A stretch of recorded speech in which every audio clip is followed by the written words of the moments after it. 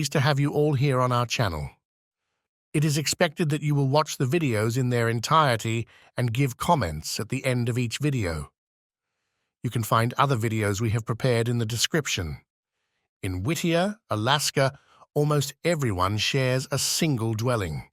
The bulk of Whittier's inhabitants, along with stores, a police station, and even a church, call the Begich Towers Condominium home.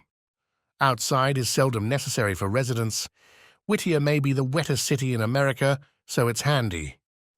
Passage Canal is a beautiful harbor, and Whittier is the only town on it.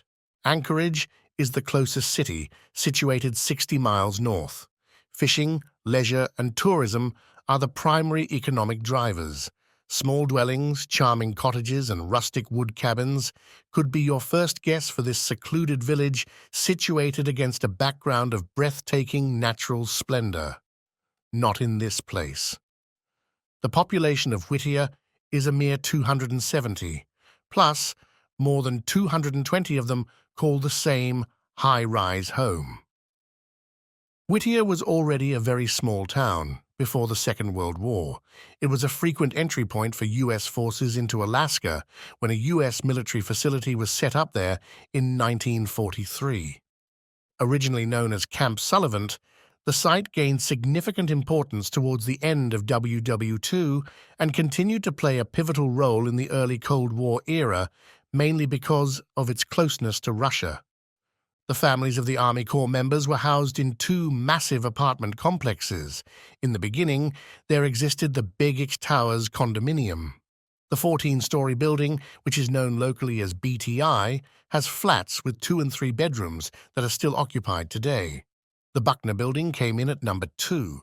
Nobody was ever prepared to shell out the astronomical sum needed to remove the asbestos from the structure, so it currently lies abandoned and blanketed with the deadly material.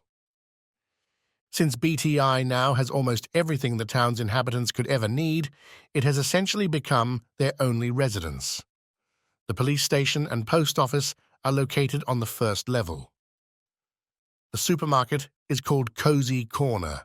A health clinic, a little store, and a laundry are all there. A portion of the upper level is used by a bed and breakfast. Even BTI has a chapel in its basement. The resources inside the tower aren't the only ones.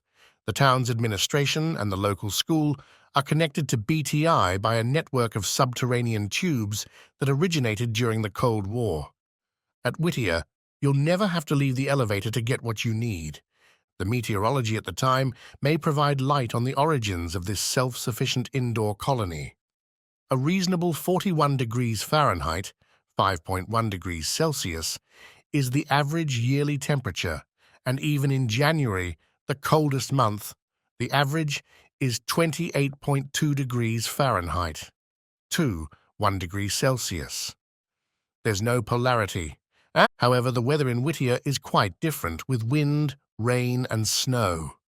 After 6 months of precipitation, snowfall sets in.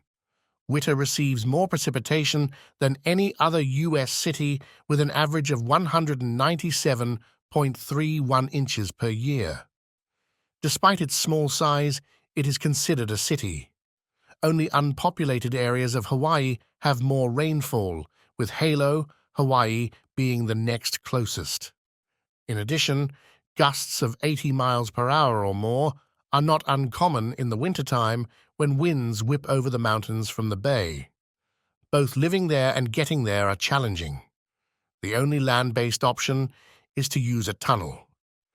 The Anton Anderson Memorial Tunnel, after the chief engineer of the Alaska Railroad, is the official name, while the Whittier Tunnel is the more common nickname. It served primarily as a railroad station for quite some time, but it was expanded to include a roadway about the year 2000. The one-lane tunnel is still only open for traffic once per hour and is closed to vehicles after 10:30 p.m. Sleeping in your vehicle is your fate if you fail to find the last entry.